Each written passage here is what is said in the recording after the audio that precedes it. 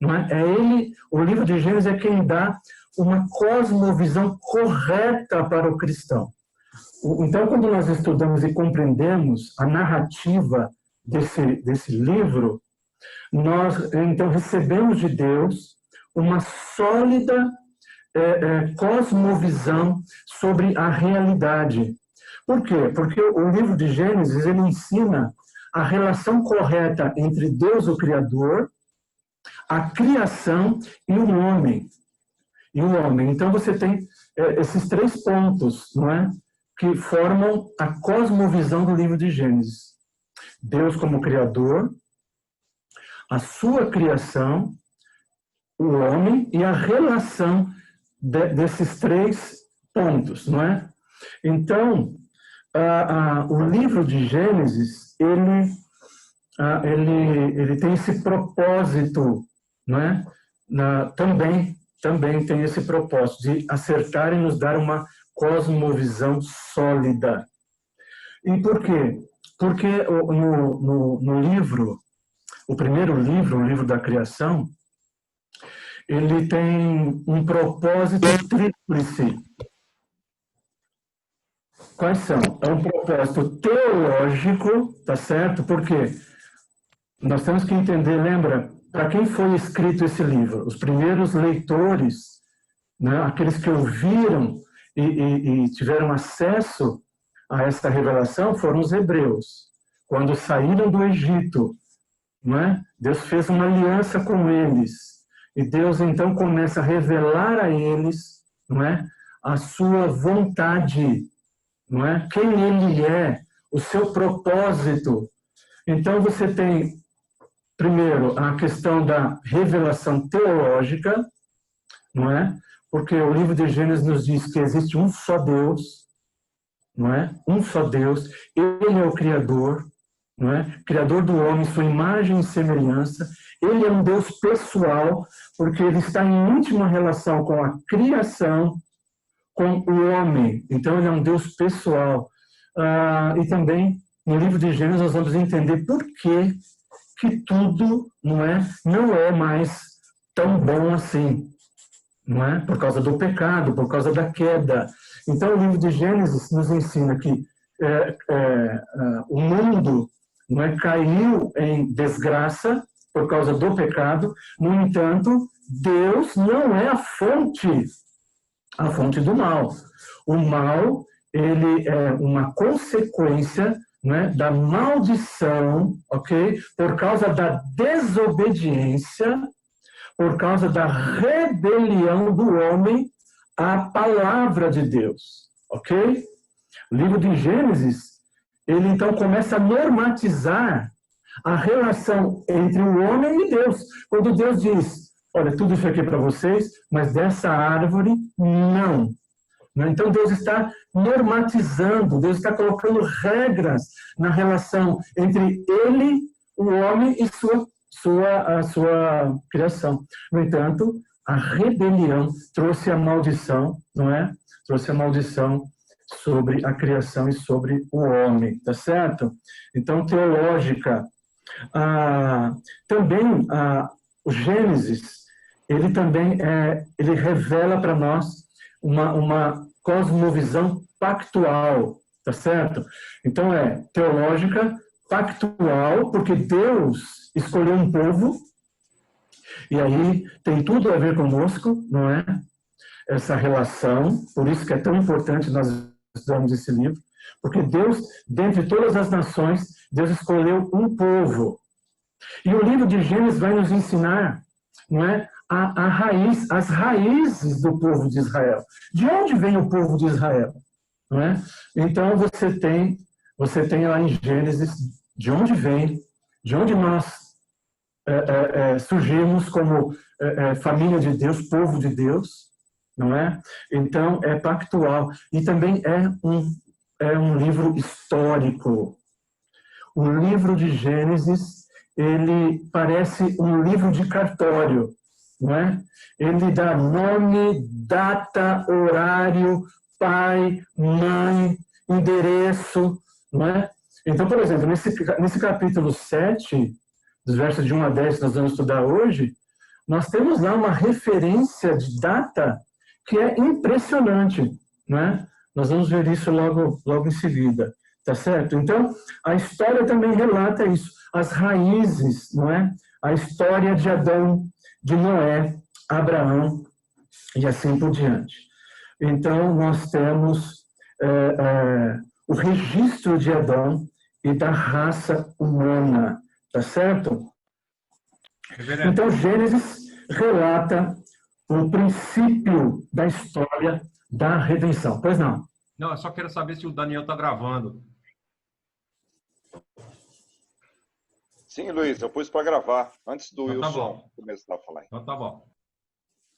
Então veja, na Gênesis nós temos a história da redenção. Por que a história da redenção? Porque houve queda. E isso é extremamente importante para nós, irmãos. Isso tem tudo a ver conosco. A partir da queda de Adão, Deus começa então, porque veja, o livro, a lei, os 5 livros, a Torá, esses livros foram escritos mais ou menos no século XV, certo? Quando o povo sai do Egito. Então Deus começa a revelar ao povo. Então como é que Deus começa a revelar? Proclamando a sua palavra. Ele proclama a sua palavra. E da proclamação, que nós chamamos de proclamação querigmática, o querigma de Deus, a proclamação da revelação de Deus. E Deus faz isso, não é? Para mostrar a Israel e para nós também quem Ele é, a sua vontade, o seu propósito, não é? Como Ele age. Então, você vai ver na história, todas as vezes que Israel caía, Deus mandava lá sua proclamação, o profeta ia lá e falava sobre, lembrando quem eles eram, quem Deus é, o que Ele faz, o que Ele vai fazer, não é? E sempre mostrando o futuro. E juntamente vem com a revelação redentora, certo?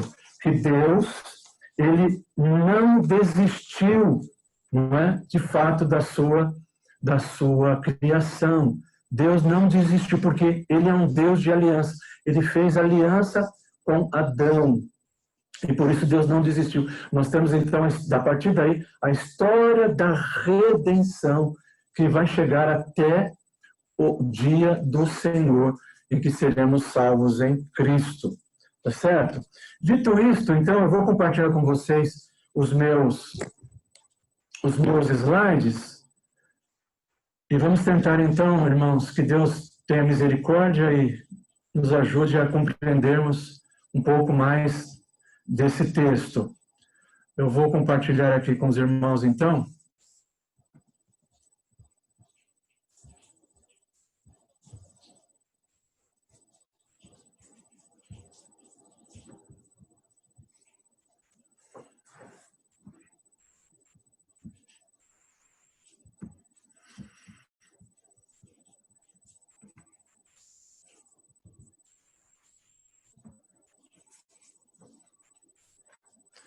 Muito bem, irmãos. Dilúvio, o dia chegou.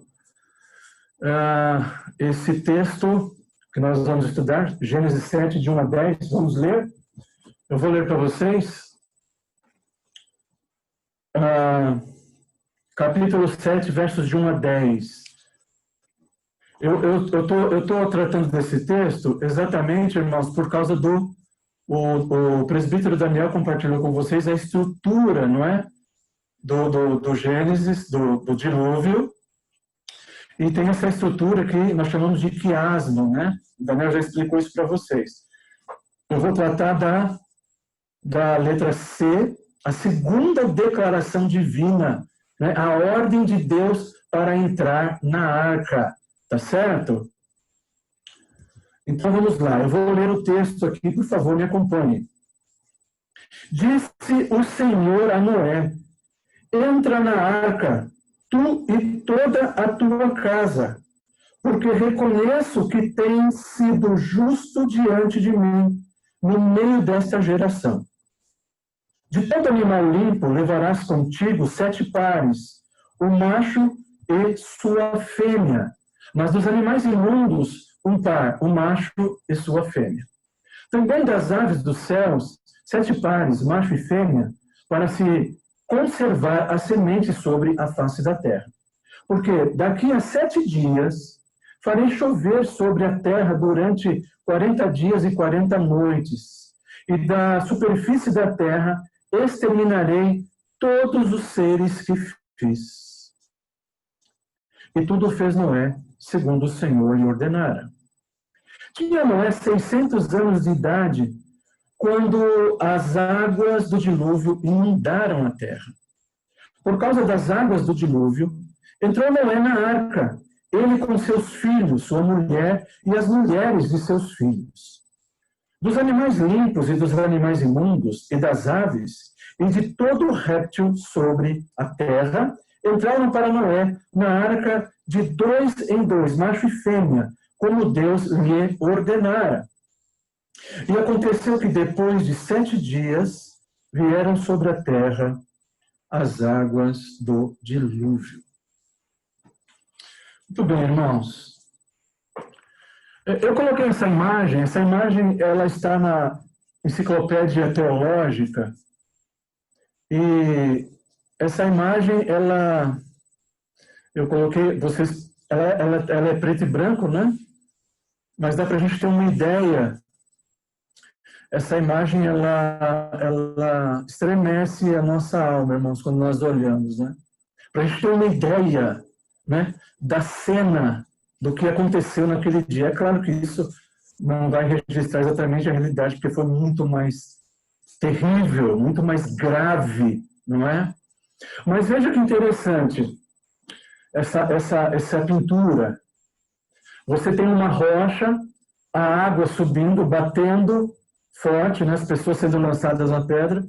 Você tem aqui um casal tentando colocar os seus filhos, para salvar os seus filhos. E interessante que tem um animal enorme aí, um tigre, com um filhote na boca e os filhotes de baixo também protegendo os filhotes. Mas o interessante aí, você vai perceber, não é? O registro do artista, o animal ele não ataca as crianças e não ataca os humanos, não é? Porque você sabe que depois do dilúvio foi que Deus colocou, né, o pavor entre os animais e os homens para preservá-los. Então aqui você vê essa cena, não é? Dos homens tentando se salvarem nesse dia, mas tudo em vão, não é? Porque nós sabemos que a água cobriu a mais alta montanha. Deus exterminou da face da terra toda alma vivente, todo animal, né? Toda a sua criação. Deus exterminou aquele dia, exceto uma família, a família de Adão. Ok? Então, aproximando-se do texto, os últimos preparativos, né? Aqui nós chegamos, então, imaginem quanto tempo Noé ficou construindo a arca, não é? E pregando sobre a ira de Deus que viria sobre a terra. Então, os últimos preparativos para o dilúvio. Noé, ele é escolhido, né, por Deus, de maneira soberana. Não foi Noé que escolheu Deus, foi Deus quem escolheu, porque Noé era tão pecador quanto, e na sua soberana e graciosa, não é? Ação, e ele escolhe, então, um novo cabeça para a raça humana. E Noé recebe instruções semelhantes àquelas feitas a Adão. Se você for lá no capítulo 9, depois você dá uma olhada, tá certo? Você vai perceber isso, não é? Essa semelhança, ok? Então, Deus, ele separa Noé e sua família, não é? E você vai perceber, então, a atitude de Noé, muito interessante. Como Noé, ele se alinha, né, com Deus, né, ele se afina com Deus, se alinha, e ele então passa a ser fiel em tudo.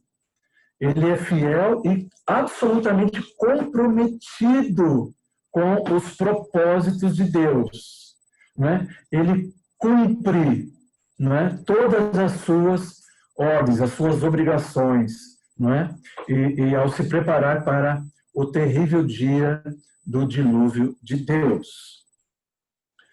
Então, vamos lembrar, qual que é o ponto principal aqui, não é, da história? Irmãos, o ponto principal é Deus deixou esse registro também para nós compreendermos o quão grave é o pecado. Como é que Deus, não é, ele é implacável no sentido de derramar a sua ira, de punir o pecado, não é? Deus foi aplacado em Cristo, mas Cristo recebeu, não é? Ele tomou o cálice da ira de Deus. Então, nós vemos aí que o julgamento de Deus, né? Como o pecado é grave e como é que Deus trata o pecado, não é? Então, nós podemos ter uma ideia do que Cristo recebeu na cruz em nosso lugar, meus irmãos. Então, eu gosto muito de estudar esse texto, de ler esse texto, não é? Porque está lá no início, para me entender a grandeza, um pouco mais, nós entendendo um pouco mais, refletindo um pouco mais da grandeza, sublimidade da obra de nosso Senhor e Salvador Jesus Cristo, não é? Então, primeiro, sobre o julgamento de Deus sobre o pecado humano. Mas, outra coisa maravilhosa, então, é a graça de Deus ao salvar Noé, sua família e os animais. Tanto é que estamos aqui hoje. Por aquilo que Deus fez e que Noé fez lá, não é? Nós somos fruto disso também, não é? Então, a graça de Deus. O julgamento nunca vem sem a graça. Sempre o livro de Gênesis está impregnado, não é? Essa narrativa, como diz Sidney Greidanos, né? A narrativa do dilúvio está impregnada da graça de Deus, ok? E terceiro, a promessa de Deus, quando ele faz aliança lá depois com Noé, não é? A promessa de Deus é em manter as estações regulares da terra. Deus disse que não ia faltar sementeira, e assim por diante, lá em Gênesis 8, 22. Então, olhando para o contexto, para nós lembrarmos aí, mais uma vez. Então, vamos lá. Como é que começa? Deus, no princípio, criou o seu reino harmonioso, um reino de paz sobre a terra. Capítulo 1 e 2. Ok? Com a queda no pecado, Gênesis 3, a violência, então, não é, entra no reino de paz do nosso Deus. Gênesis 4, vocês já viram isso. E aí, meus irmãos, leva apenas um número de 10 gerações. 10 gerações. Veja a força do pecado, não é? Veja a força da corrupção do pecado. Então, leva apenas um número de 10 gerações para que a terra se torne cheia de violência. Não é? Gênesis 6, 11. O conflito nessa narrativa se dá exatamente com a declaração de Deus a Noé. Resolvi dar cabo de toda a carne, porque a terra está cheia de violência dos homens. Eis que os farei perecer juntamente com a terra. Ok? Verso 13 no capítulo 6. Então, nós temos esse contexto, não é?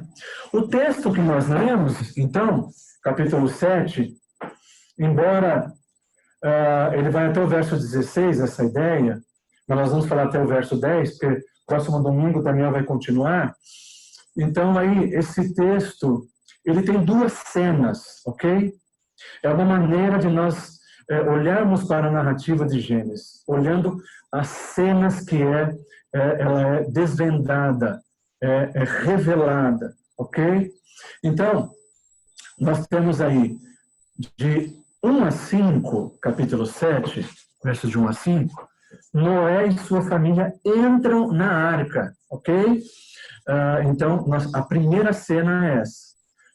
Os últimos preparativos, Noé e sua família, eles embarcam, ok? Juntamente com os animais, não é? E depois, nos versos de 6 a 16, você tem uma outra cena. É o início do dilúvio, ok?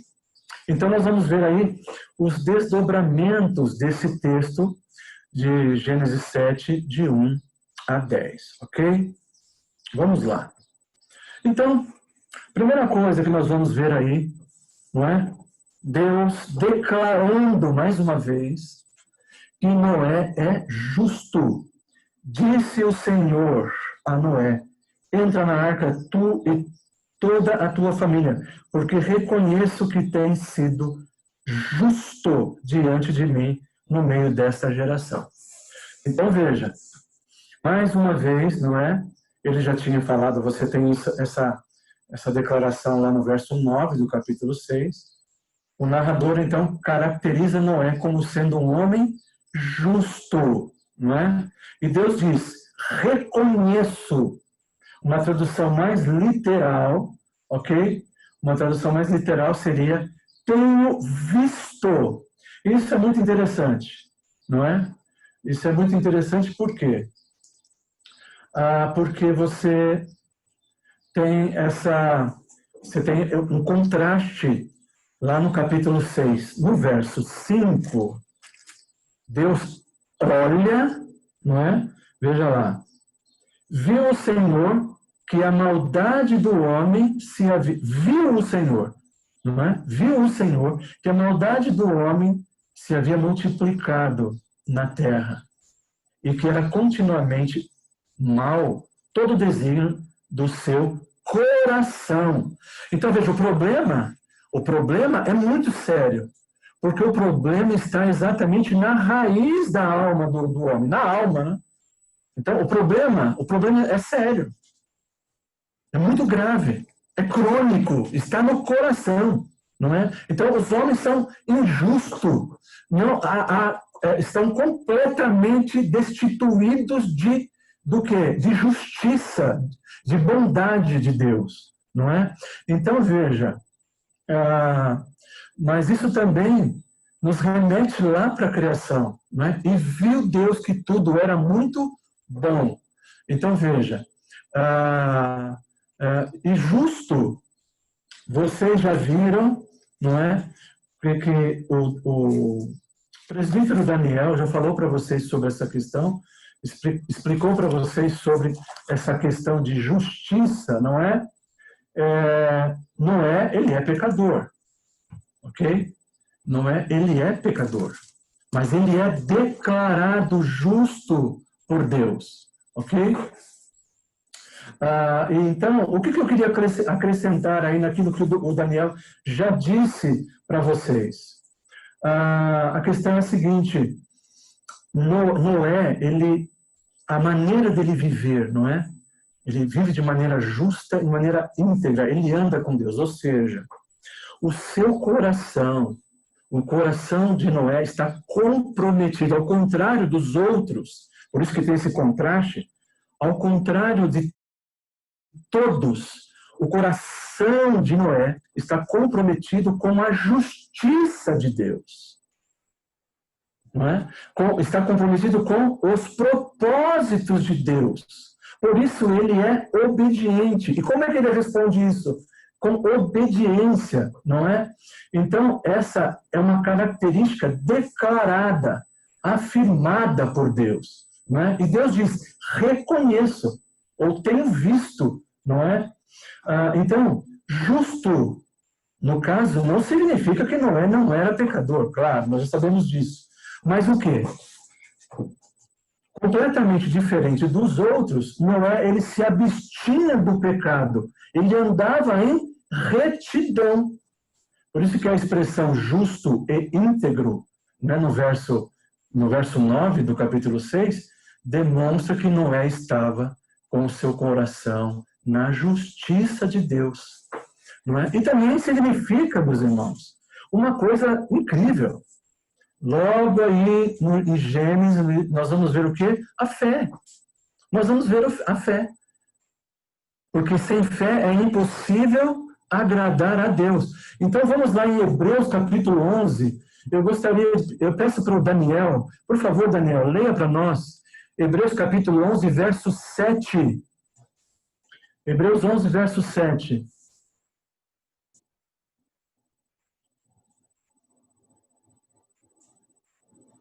Aqui.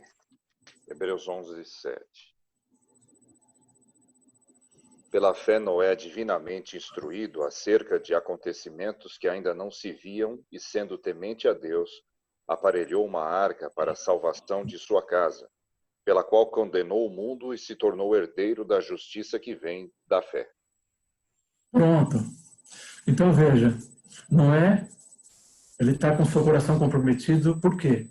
Porque, irmãos, ninguém faria o que Noé fez se não fosse pela fé. Então nós vemos a força do pecado, não é? A força do pecado em contaminar, não é? Toda a terra. Ela está completamente tomada. Mas aí também nós vamos ver muito maior é a força da fé que Deus nos dá, não é? Muito maior que tudo isso é a força da fé, não é? Deus nos dá a sua última palavra, a última palavra de Deus, mas essa palavra só pode ser aceita ou ouvida pela fé, obedecida pela fé, ok? Então, Noé, ele vive pela fé, por isso ele anda com Deus, ele é um homem obediente, não é? Então a justiça de Noé, em sua geração, uma geração completamente má, salva a sua família e as criaturas viventes, não é? Todos aqueles animais, não é? Tanto é que você vai ver lá em Gênesis 8, 21, o seu sacrifício. Noé faz um sacrifício que provê salvação para as gerações futuras. Aí nós vamos ver a força da fé, né, o plano de Deus, lá em Gênesis 8, 21. Né? Mas é claro, nós temos que entender que ensino, nós temos também que entender aqui, ensino teológico aqui sobre a questão da aliança, não é? A família de Noé, embora eles foram salvos e abençoados por Deus, vocês vão ver isso lá no capítulo, vocês vão ver isso com Daniel depois, capítulo 8, capítulo 9, como é que Deus vai tratar a família de Noé. Cada um é responsável, ok? Cada um é responsável pela sua própria salvação. É como nossos filhos, ok? Nossos filhos entram na aliança, mas eles precisam confessar. A confissão deve sair do coração deles, ok? Mas Deus, então, em Noé, ok? Ele abençoa a sua família e eles entram na arca.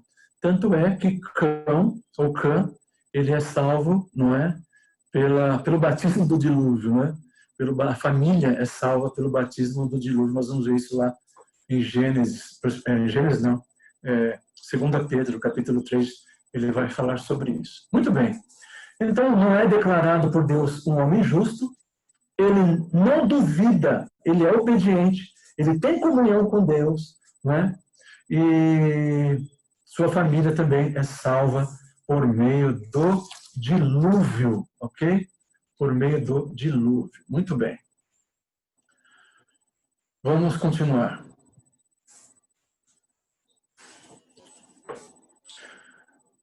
Verso 2. Nós temos aí a ordem, né? Para que Noé, então, carregasse 7 pares de animais puros, ok? De todo animal limpo levarás contigo 7 pares, o macho e sua fêmea. Mas dos animais imundos, 1 par, o macho e sua fêmea. Então, veja, Noé deveria levar 7 pares de animais limpos, né, puros. Então, eles estão sendo, esses animais puros, ele tem um propósito deles estarem com Noé. Né? Eles estão sendo preservados para um determinado fim. Vocês vão entender isso melhor depois. Né? Então, é a primeira vez que aparece essa expressão puro. São animais que foram feitos puros para um determinado fim. Isso é muito interessante. A própria expressão no hebraico diz isso. Foram feitos puros, ok? Então é a primeira vez que aparece essa expressão. Então veja, Moisés aí, o narrador, ele repete o que ele havia dito no capítulo 6, mas aqui ele vai esclarecer melhor, ele vai dar mais luz para nós, não é? Para nós entendermos. Ele é mais específico ao dizer que Noé deveria levar 7 pares de animais limpos, ok? Então, veja só, eu já disse a palavra para vocês, formado puro, nós vamos ver isso aonde? Esses animais, eles são principais na liturgia do culto, não é? Então, esses animais, quando Noé ele sai da arca, ele vai sacrificar, ele faz sacrifício, oferece sacrifícios a Deus de animais puros, não é? Então, veja, a salvação das gerações futuras dependem desses animais.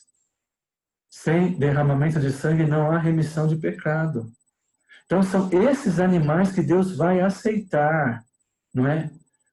Em sacrifício agradável a Ele. Então, veja, isso então, é muito importante, esses animais. O próprio Deus é Ele quem prepara, não é? É Ele quem providencia todas as coisas para nós, não é? Nós recebemos com as mãos vazias, não é? Nós recebemos tudo do Senhor com as mãos vazias, meus irmãos. Isso é a graça de Deus, não é? Então, Noé, Deus dá esses animais para Noé, e isso tem relação com as gerações futuras. Elas dependem desses animais, não é? E isso nos remete para o texto de Gênesis, capítulo 3, verso 21, para nós entendermos melhor por que Deus, aqui o autor especifica, não é? Animais puros. Vamos ver lá em Gênesis, capítulo 3, verso 21. Veja só. Fez o Senhor Deus vestimenta de peles para Adão e sua mulher e os vestiu, não é? Animais foram sacrificados para que a vergonha do casal fosse coberta, não é? Então, o próprio Deus fez isso. O próprio Deus providenciou, não é? Esses animais. Capítulo 4, verso 3, olha só que interessante. Aconteceu que no fim de uns tempos trouxe Caim do fruto da terra uma oferta ao Senhor. Abel, por sua vez, trouxe das primícias do seu rebanho e da gordura deste. Agradou-se o Senhor de Abel e de sua oferta. Então, nós temos aí esses textos, né, que eles lançam luz para nós entendermos o propósito de Deus ter colocado esses animais sob a guarda de Noé na arca, tá certo? Então, nós temos aí no verso 2 essa expressão que é muito importante para nós entendermos depois. Você tem lá em Levítico, capítulo 11, e assim por diante você vai ver as leis, não é? Dos animais puros e animais imundos. Eles vão fazer parte da liturgia. E esses animais, nós sabemos, apontam para Jesus Cristo, não é? Lá no capítulo 4, não é? O proto-evangelho aponta para Cristo, não é? Cristo é o Cordeiro de Deus que tira o pecado do mundo, sem mácula, sem pecado. Muito bem, no verso 3, não é? Ele diz aí a expressão, Deus usa a expressão macho e fêmea. Tudo isso nos remete para a criação, não é? Remete também para o propósito de Deus, não é? Deus, quando cria os animais, ele cria macho e fêmea.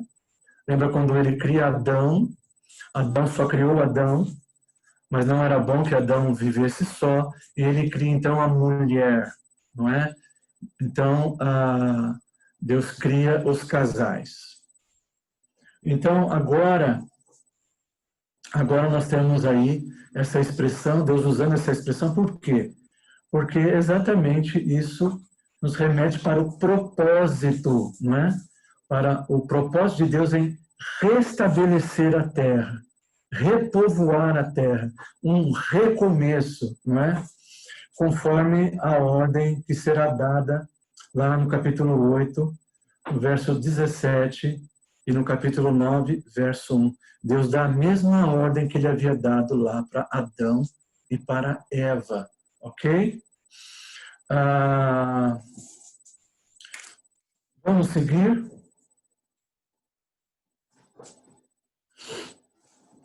Verso 4. Aí nós temos a expressão no verso 4. 7 dias, não é? Vamos lá. Porque daqui a 7 dias farei chover sobre a terra durante 40 dias e 40 noites. E da superfície da terra exterminarei todos os seres que fiz. Então veja que a narrativa, em primeiro lugar, eu queria chamar a atenção para vocês, ela é crescente. A tensão, você vai percebendo uma tensão natural na narrativa crescente, ok? Ela vai então crescendo até chegar no seu ápice, né, quando Deus fecha a porta da arca, né? Ela vai crescendo, ela é crescente. Então veja aqui está muito próximo. Deus declara que 7 dias, não é? É o tempo suficiente para que os animais entrassem na arca, não é? Não é precisou aproximadamente de 100 anos para construir a arca.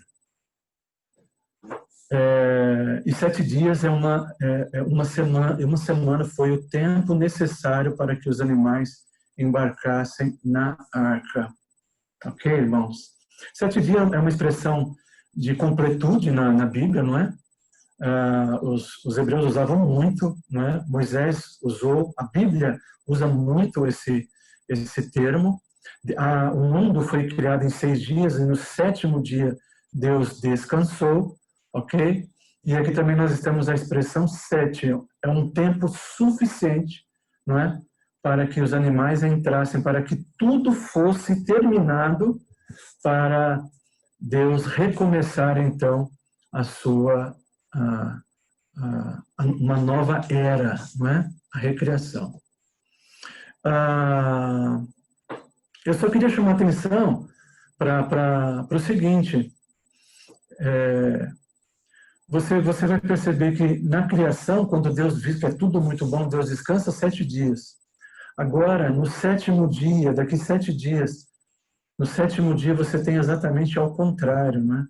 Ao contrário, aqui você vê a ira de Deus sendo derramada. Isso é interessante, né? Embora isso não esteja explícito no texto, mas 7 dias. 7 dias foram, porque está muito próximo, né? 7 dias foram criados os céus e a terra e tudo, não é? E aqui 7 dias também e Deus vai destruir. A partir de 7 dias agora Deus vai destruir, vai acabar com aquilo que Deus havia criado. Ok, meus irmãos? Então, a expressão também aparece 40 dias, não é? A expressão 40 dias é um número, nós conhecemos bem esse número, não é? Número 40 é um número que representa a introdução de uma nova era, uma nova transição, um novo evento importante, provação e dificuldade. Nós vamos ver essa expressão de 40 dias. Então, vamos lá. Por exemplo, nós temos lá Isaac e Esaú. Ambos casaram com 40 anos de idade, não é? Com suas respectivas esposas. 40, não é? Você tem lá em Gênesis 25, 20, Gênesis 26, 34. Moisés fica no monte por 40 dias. Êxodo 24, 18. Os espias de Israel ficaram na terra por 40 dias. O povo rebelde passou 40 anos no deserto.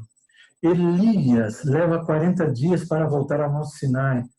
1 Reis, capítulo 19, verso 8. O Senhor Jesus foi tentado por 40 dias. O Senhor Jesus ressurreto aparece aos seus discípulos por 40 dias antes da sua ascensão, não é? Atos 1, verso 3. Então, esses números são importantes, tá certo? Um mostra que foi o tempo suficiente para que tudo fosse terminado antes de Deus enviar o dilúvio, não é? Também na criação foi o tempo suficiente para Deus criar tudo, não é? E agora é o tempo suficiente para Deus acabar com tudo. 40 dias, então, essa expressão, não é? De provação, de dificuldade e a introdução de um novo evento muito importante. Por isso está aí essa expressão 40 dias, ok? Vamos lá para o verso de número 5.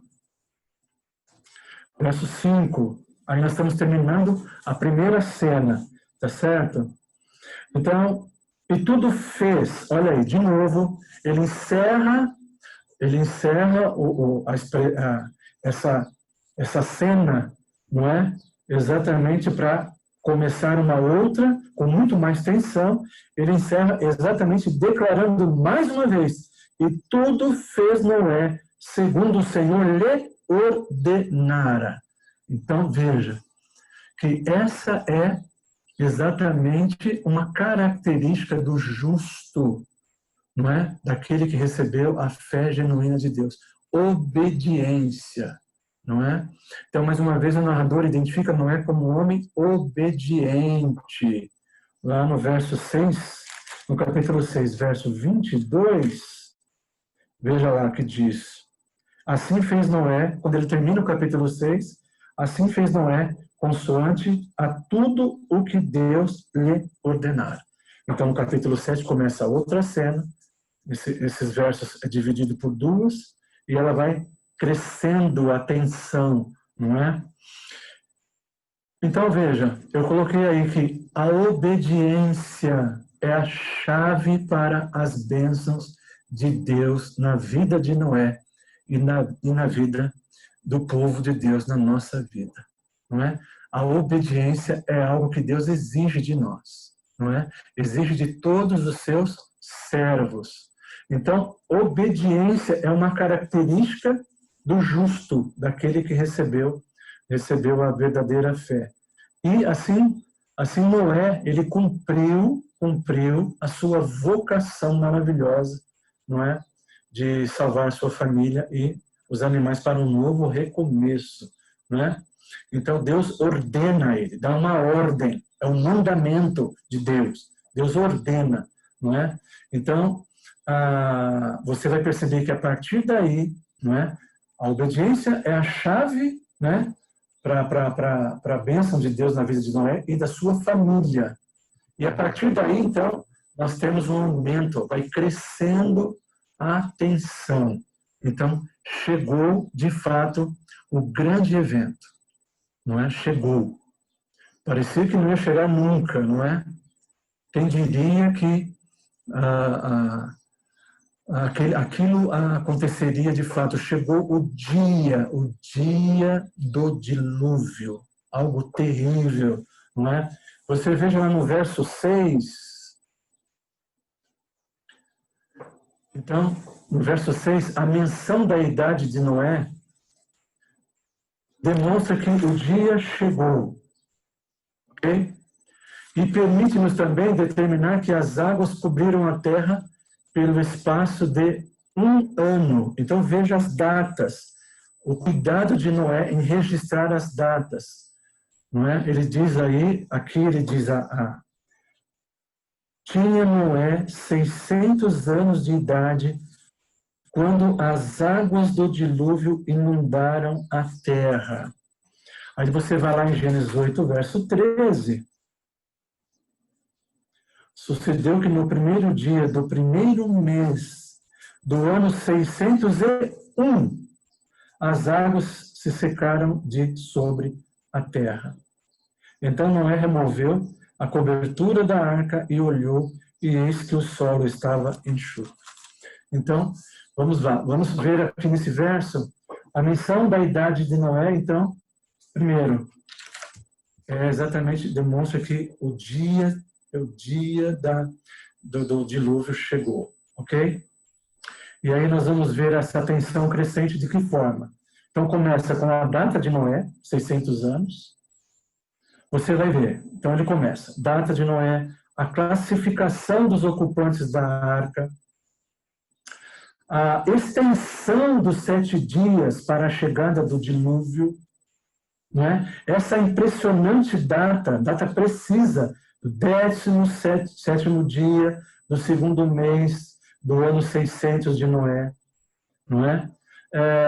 E aí nós vamos ver, isso é importante porque calendário, não é? Calendário dos israelitas não era como o nosso calendário. Israel tinha 2 calendários, um começava no outono e outro na primavera. Veja, quando Noé registra essa data, não é? Ele diz qual foi o mês e qual foi o dia, exatamente o mês e o dia. Só que nós não conseguimos identificar que mês de fato foi que ocorreu isso, porque os israelitas eles tinham 2 calendários, né? Um começava no outono e outro na primavera. E por isso é incerto, não é? Então eu coloquei para vocês aqui. Maria. Alguém falou? Desculpe. Ok. Então Israel tinha 2 calendários, um começava no outono, o outro na primavera. Ok? Então está aí o calendário. Então você vê, você tem a Nissan ou Abib, que começa no finalzinho de março e abril, e assim por diante, ok? Aqui você tem entre setembro e outubro, não é? Começando uma nova estação, ok? É o fim do verão e começa então as primeiras chuvas, que vai até novamente lá fevereiro, depois novamente março e abril. Nós não sabemos se foi em Nissan, não é? Ou se foi no início aqui em Tisri, não é? Que seria setembro ou outubro. Não sabemos se foi em março e abril ou se foi setembro ou outubro. Mas o fato é que a data demonstra, não é, como é verdadeira a história da Escritura, da Palavra de Deus. Muito bem.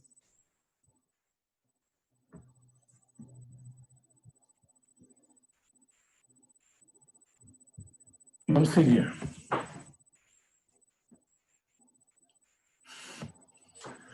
No capítulo 7, ainda no verso 8 e 9, não é?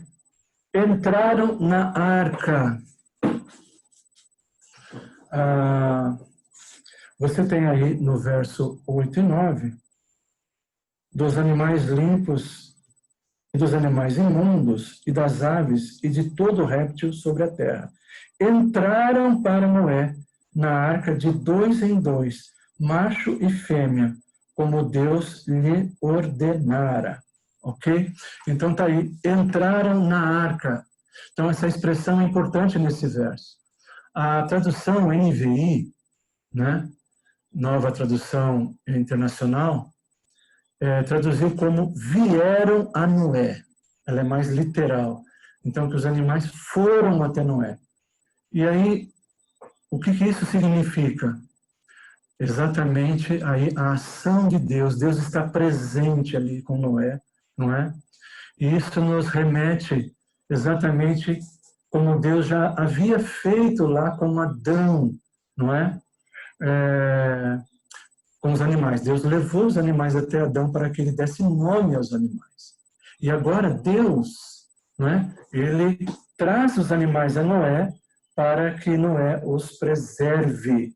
Ok? Vamos lá em Gênesis 2, verso 19. Gênesis 2, verso 19. Diz aí: havendo, pois, o Senhor Deus formado da terra todos os animais do campo e todas as aves dos céus, trouxe-os ao homem para ver como este lhes chamaria. E o nome que o homem desse a todos os seres viventes, esse seria o nome deles. E agora, Deus faz a mesma coisa, agora para que eles fossem preservados, não é? Então, como vocês viram aí, é uma inversão da criação, não é? O caos vai voltar à bendita e santa, maravilhosa criação de Deus. Quando Deus cria, o caos está instalado. E Deus dá ordem, a sua palavra, com a sua palavra Ele estabelece a ordem. E agora, com a sua palavra, Deus vai estabelecer novamente o caos. Mas Ele vai preservar o remanescente, a família de Noé e os animais. E tudo isso é a mão do Senhor. Não é a mão. Deus está fazendo duas coisas aqui. Deus está cumprindo a sua justiça. E Deus está também agindo com misericórdia e com graça. Deus não desiste da sua criação, porque Ele havia firmado uma aliança com Adão e Eva lá no início do livro. Ok? Então, no verso 10, o dia chegou, irmãos. E aí, passados 7 dias, veio o dilúvio. E como é que essa cena ela encerra? Então o Senhor fechou a porta. Ninguém pode mais entrar. Ninguém pode sair. Ninguém pode entrar, porque foi o Senhor quem fechou a porta. Né? Então, meus irmãos, vamos concluir. Noé, ele é descrito como um homem justo, não é? Declarado por Deus como um homem justo. Nós vamos ver também que Noé, ele é um tipo de Adão, ele é um outro Adão. Um novo cabeça da raça humana, que recebe bênçãos e instruções semelhantes àquelas feitas originalmente a Adão, conforme o capítulo 9, de 1 a 7. E com Noé, não é? Como novo cabeça, Deus dá um novo início à raça humana, que herda uma terra purificada, ok? E, portanto, desse modo, Noé também ele pode ser visto como um tipo de Cristo, não é? Pois em Cristo, Deus também dá um novo começo para o seu povo, quando eles aguardam para herdar uma nova criação. Mas um novo início, vejam, mas um novo início feito em Cristo, no final, excede em muito aquele feito com Noé. Ou seja, o povo de Deus receberá um novo coração, como um coração novo que Noé recebeu. O povo receberá um novo coração e o cosmos será feito livre de sua escravidão à decadência. De uma vez para sempre, conforme está lá em Romanos 8, verso 21. Certo? Esse é um texto do Greidanos, no seu livro Pregando Gênesis no Antigo Testamento. Muito bem, irmãos. Então vamos conversar um pouco sobre a aplicação desse texto. Então veja, chegou o dia, Deus derrama o dilúvio, exatamente o contrário que aconteceu. Quando Deus está lá, o caos na terra, Deus separa as águas de cima das águas de baixo. Não é? As águas tomavam toda a criação. E Deus, então, vai fazer uma porção seca para que haja vida. Ok? Deus separa, então, as águas de cima das águas de baixo e Ele transforma, então, faz uma porção seca a terra para que haja vida. E agora Deus faz o quê? Deus, mais uma vez, Ele junta as águas, não é? E acaba com a vida, mais uma vez. Ok? Mas isso não é para sempre. Porque Deus, Ele salvou o remanescente, não é? Nós temos que lembrar que Noé, como um novo Adão, não é? Vocês vão ver depois, mais à frente, o presbítero Daniel vai falar sobre isso, sobre a aliança que Deus vai fazer. Não é? E a aliança que Deus passa a Noé é exatamente aquela aliança que Deus havia feito com Adão, certo? Ok? Com Adão. E depois findando, então, na nova aliança com Cristo. Ok? Então, vamos pensar aqui, irmãos, em algumas aplicações.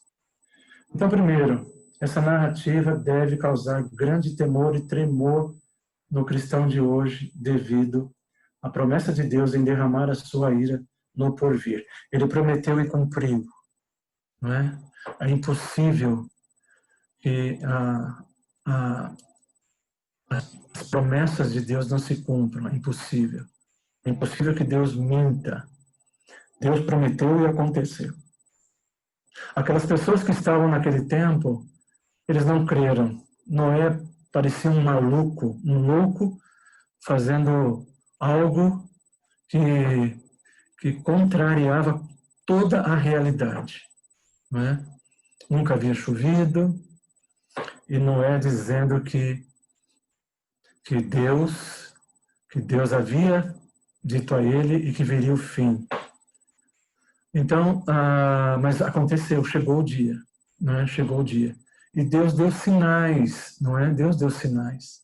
E assim também o Senhor Jesus diz que haverá sinais quando for chegar o dia do Senhor, não é? O dilúvio, vamos pensar lá, o dilúvio trouxe morte, não é? Trouxe morte, foi terrível. Mas, irmãos, na segunda vinda, o juízo trará punição eterna. Punição eterna, ok? Assim como o dilúvio, devemos considerar profundamente essa realidade terrível do dia do Senhor. Ok? Isso é uma primeira coisa. A segunda questão é, a igreja é o Noé de hoje. Ok? A igreja é o Noé de hoje. É ela quem proclama, chama os homens para entrarem na segura arca, que é Jesus Cristo. Não é? Porque assim como Noé foi salvo, nós seremos salvos da ira vindoura. A nossa vida está guardada em Cristo. Jesus disse que nós estamos nas mãos dele e ninguém pode tirar-nos de lá. Nossa vida está guardada em Cristo Jesus. Mas, irmãos, ainda não chegou o nosso dilúvio. E enquanto não chega o nosso dilúvio, ou seja, o dia do Senhor, que vai ser muito mais grave do que o dilúvio, nós temos uma tarefa. Nós precisamos proclamar, chamar os homens, né, a humanidade, para entrarem na segurança de Cristo, né, Ele é o nosso refúgio, não é? Deus é o refúgio. E muitas pessoas ainda estão como aqueles, não é? E muitas vão permanecer como aqueles, como o Senhor Jesus disse. Será como no dia, né? Como nos dias de Noé, não é? Então, isso nos faz pensar sobre a nossa missão, a missão da igreja, a responsabilidade de cada um de nós, de proclamarmos, não é, as pessoas, a palavra de Deus, pregarmos a palavra de Deus, porque somente pela palavra, não é, que eles podem ouvir a voz de Deus e responderem, não é, e serem salvos do dia, daquele grande dia. Então eu encerro com uma palavra de ânimo, não é? Colossenses 3, versos de 1 a 4.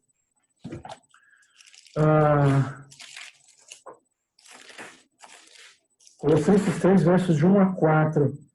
Portanto, se fostes ressuscitados juntamente com Cristo, buscai as coisas lá do alto, onde Cristo vive, assentado à direita de Deus. Pensai nas coisas de lá do alto, não nas que são aqui da terra, porque morrestes e a vossa vida está oculta, juntamente com Cristo em Deus. Quando Cristo, que é a nossa vida, se manifestar, então nós também vós também sereis manifestados com Ele em glória. Amém. Que Deus nos abençoe. Amém, meus irmãos. Passo a palavra para o Daniel. Wilson, eu vou só ler aqui.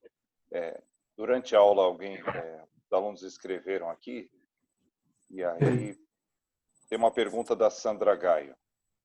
Pois não. Por que a diferença? 7 pares de animais puros e 1 par de animais imundos. Como Noé soube diferenciar? Então, foi exatamente... Bom, vamos lá. A diferença é essa. Esses animais puros, não é? Eles são reservados ou foram criados para um devido fim. E nós vamos só entender isso a partir daqui, não é? Porque é a primeira vez que aparece essa expressão puro. E por que aparece essa expressão puro?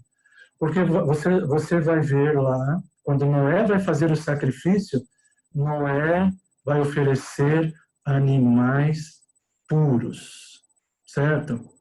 Os outros animais que são considerados impuros, eles são animais comuns que Deus criou, né, para a criação. É a criação. Então, animais imundos, eles não são os animais chamados de imundos, né, não puros, é porque eles não foram criados para um fim específico como foi criado o animal puro. Então, a diferença é essa.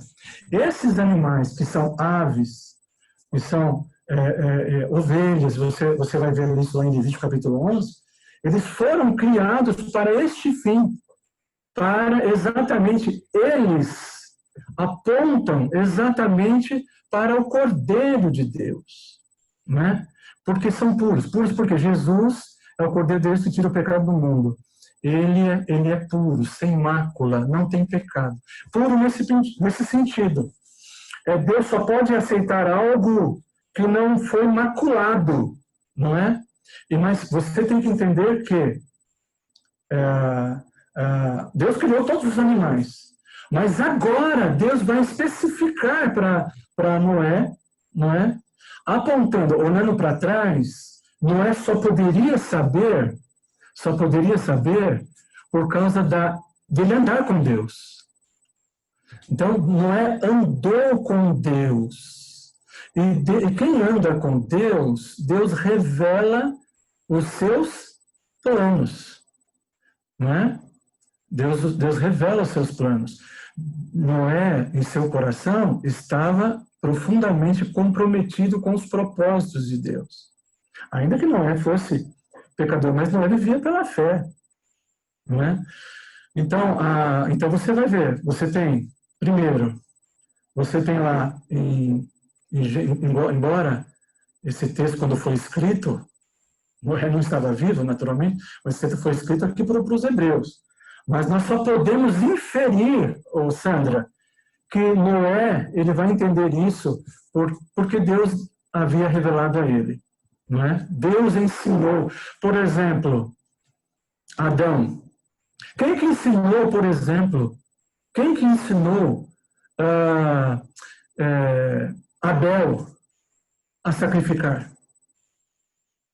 Como é que Abel sabia que a oferta que Deus ia se agradar era o sacrifício? As primícias do seu rebanho. Como ele sabia disso?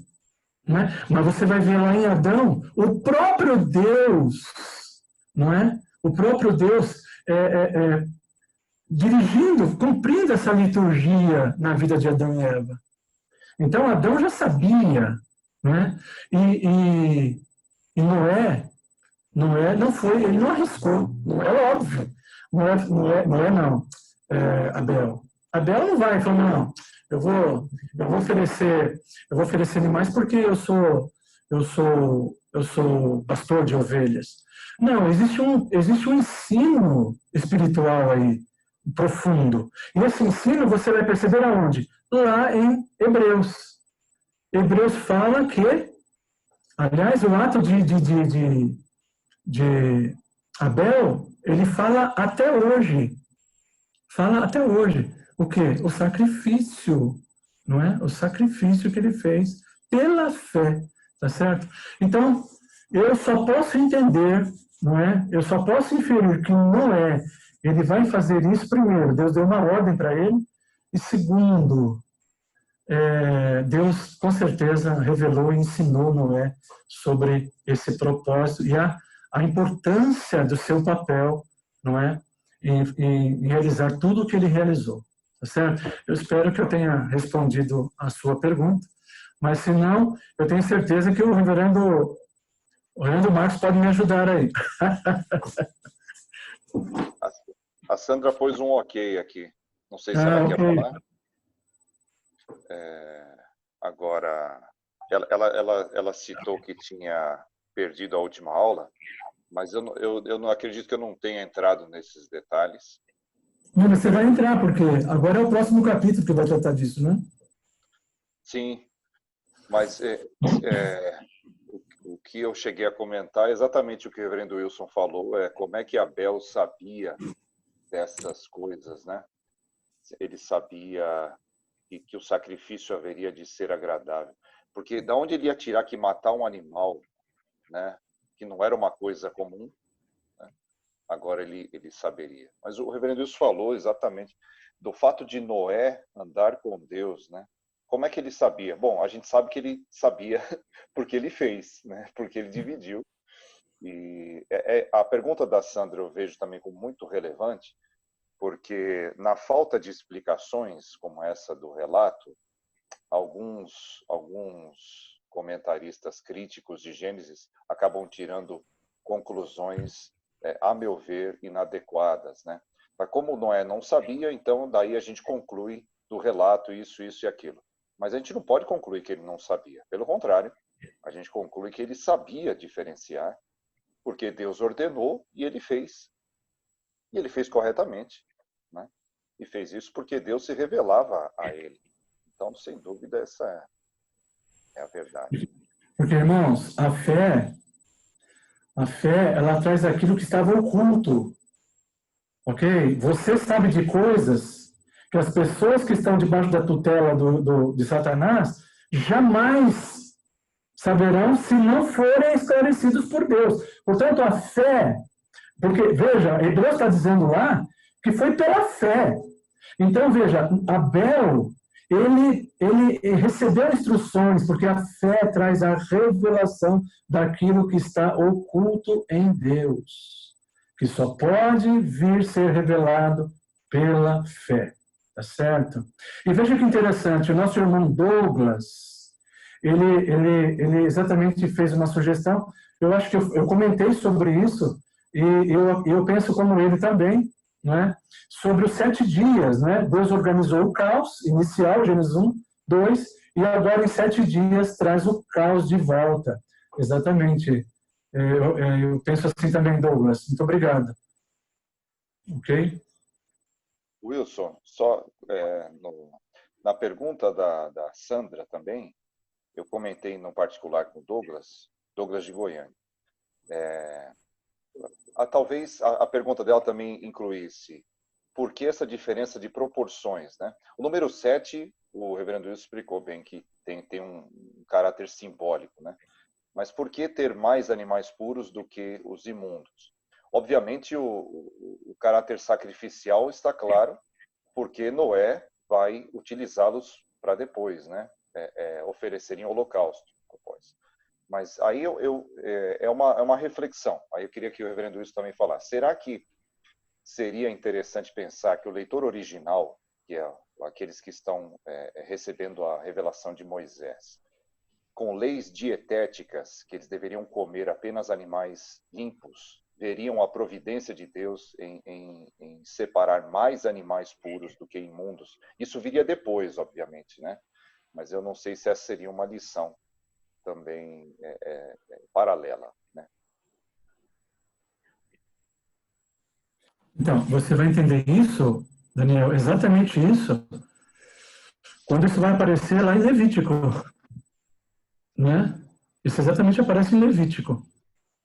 Que tá, essa expressão de animais puros e também animais imundos, ela faz essa dicotomia, essa separação entre o povo que não tem aliança e o povo que tem aliança. Não é? Eles devem pensar diferente, eles andam diferente, eles vivem diferente, eles comem diferente, eles adoram de maneira diferente. Né? Então, Deus separou o seu povo e deu, então, para eles toda uma estrutura de como eles deveriam viver. Né? E essa relação para mim, ela é muito clara em que sentido? Isso mostra a diferença de quem é povo de Deus e quem não é, tá certo? Então, tá exatamente nessa questão, né? Você vai perceber isso muito claro, por exemplo, lá quando Jesus vai expulsar a legião do gadareno lá. Então, os porcos. Quem é que cria porco? O gentio. Né? Não que isso depois acaba, mas quem cria porco? O gentio. Né? Quem que não come o porco? É o hebreu, o israelita. Isso faz diferença entre um povo e outro, tá certo? E é claro que tudo isso também apontam para Cristo, não é? Para Cristo. Reverendo. Não é? Pois não, Reverendo, Douglas? Voltando para a questão da irmã Sandra, o texto lá de Hebreus que o senhor leu, né, Hebreus 11:7, fala que Noé foi divinamente instruído. Então, esse divinamente instruído, não apenas para fazer a arca, mas para separar os animais.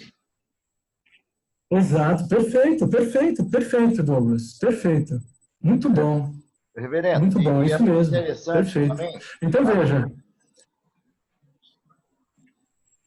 Até por esse comentário da Sandra, pela quantidade de separação de animal puro, por quê? Porque o sacrifício ainda ia perdurar para o povo de Israel um bom tempo.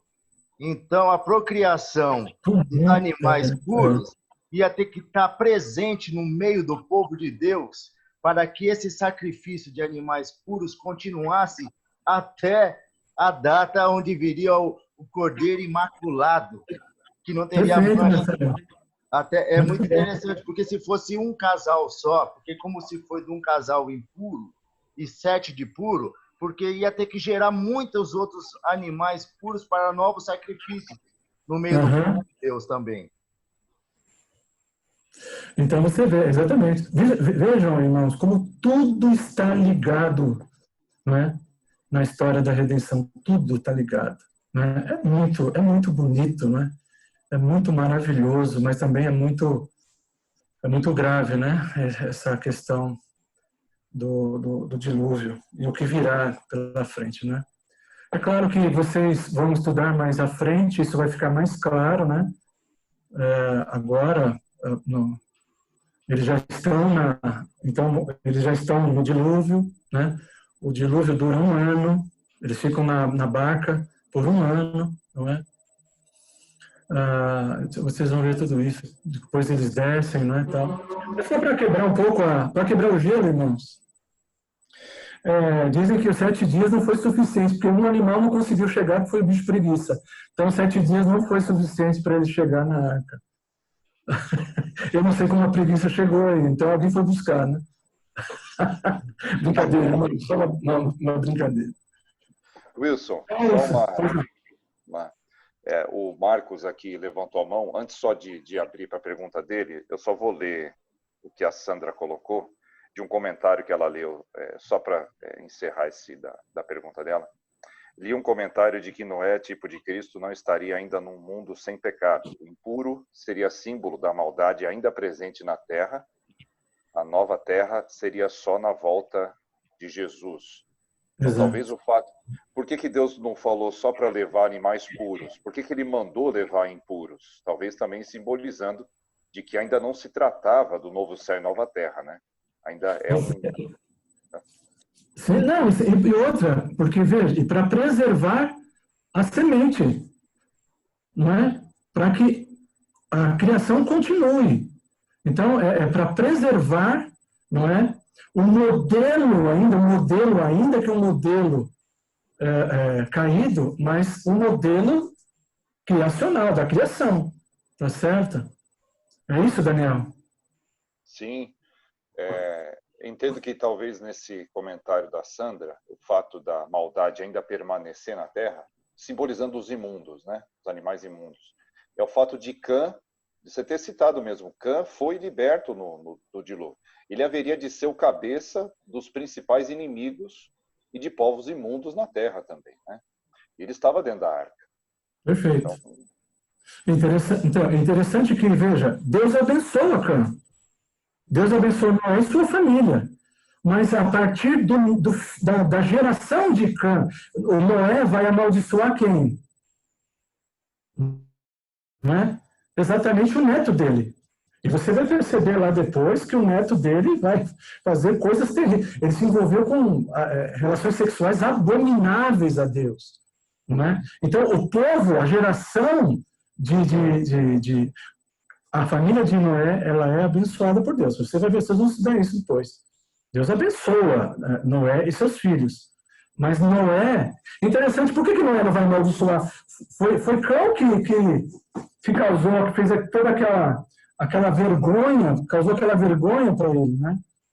Mas veja, Noé não amaldiçoa Cão, amaldiçoa a sua geração. A sua geração, o seu neto, né? Porque Deus havia abençoado Acão. Foi Deus que... Mas Noé, ele vai e amaldiçoa exatamente o seu neto, não é? Isso é terrível, né? Então aí, os imundos, o povo, então continua, a guerra continua. Os filhos do diabo e os filhos da semente, os filhos de Deus, continuam, a batalha continua. Isso só vai encerrar em Cristo, não é? Só encerra em Cristo Jesus. Mas, pois não? Por favor, reverendo. A quantidade dos animais puros, bem como a sua separação, também nos lembra que Deus, em renovar a terra por meio de Noé, ele também dá as condições necessárias para o desenvolvimento do mandato social se multiplicar, cultural e também espiritual, que tem a ver com a adoração. Perfeito. Deus está dando todas as condições para que os mandatos que ele havia dado a Adão sejam continuados e obedecidos a partir desta renovação da criação. Perfeito. Daí o fato de separar para o sacrifício, né, cumprindo com o mandato da adoração, o mandato espiritual. Ótimo, muito obrigado, gente. Perfeito. Bom, Eu acho que é isso. eu só estou sem enxergar agora, meu óculos acabou de quebrar. A lente... Ainda bem que a lente não caiu no chão. Mas eu vou por pelo menos metade, eu vou enxergar com um olho só. Isso mostra, né, Daniel? Isso mostra que ainda nós estamos no mundo quebrado. Né? Você ainda precisa do óculos. Mas logo você não vai precisar mais, se Deus quiser. No céu não vou ser cegueta. Esse logo foi perigoso, né?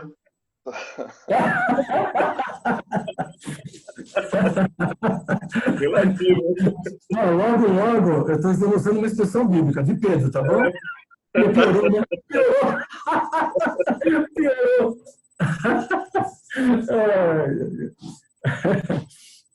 Bom, irmãos, não sei se mais alguém tem uma pergunta ou sugestão.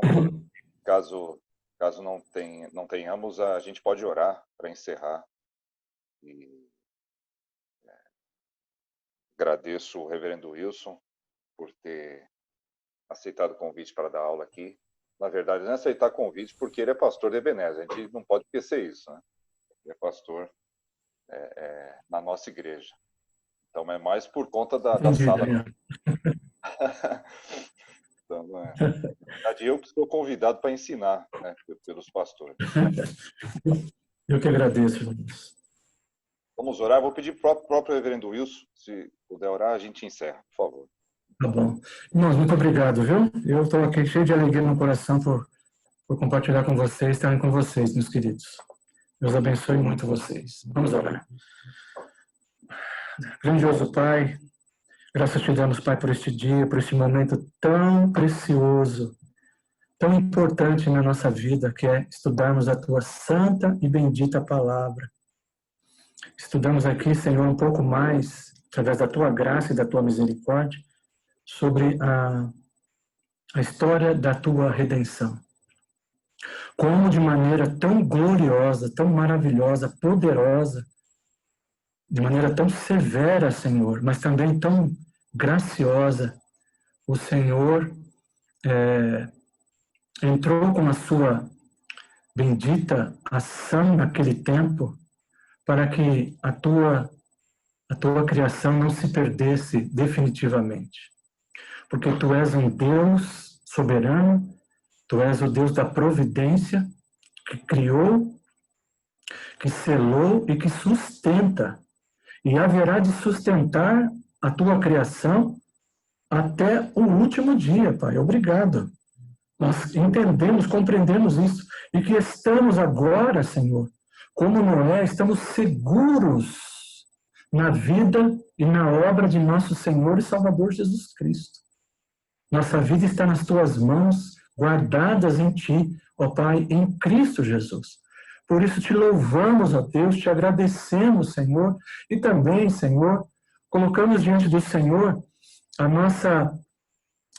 nossa tristeza de sabermos que os homens, Senhor, insistem em continuarem vivendo rebeldes ao Senhor. E por isso, Pai, nós te pedimos que o Senhor nos ajude para que sejamos, Senhor, benditos instrumentos nas Tuas benditas mãos para anunciarmos o Evangelho da salvação, as boas novas de Jesus Cristo, que é Jesus Cristo. Ó Pai, que a Tua igreja neste mundo esteja cada vez mais desperta para esta missão tão gloriosa, porque certamente, Pai, aquele dia irá chegar. Assim como o Senhor prometeu e revelou a Noé, também o Senhor revelou a nós. Jesus nos disse claramente que Ele vai voltar e que Deus irá julgar todos os homens. Ó Deus, guarda-nos, Pai, livra-nos do mal, não nos deixes cair em tentação, mas que cada dia, Senhor, o Senhor faça crescer no nosso coração o temor, o desejo de obedecê-lo, com prazer, com alegria, Senhor, em viver uma vida que te agrade, Senhor. Nos ajuda, Pai, nós precisamos muito da tua graça, ó Deus. E te louvamos, ó Pai, pela vida dos nossos irmãos que estão aqui, Senhor, reunidos, mesmo que virtualmente, mas a tua igreja, Senhor, está viva. E te louvamos pela vida de cada um, de cada família, e rogamos que o Senhor continue guardando, preservando e abençoando o teu povo, Senhor, para a tua glória. É o que nós te pedimos, Pai, e também te agradecemos em nome de Jesus. Amém, Senhor Deus. Amém. Amém. Amém. Tchau, pessoal. Bom dia para todos. Irmãos, bom domingo para todos. Ótimo domingo, meus irmãos. Bom domingo, Obrigado gente. pela aula, reverendo. Bom dia, Semana tchau, tchau. abençoada para todos. Domingo.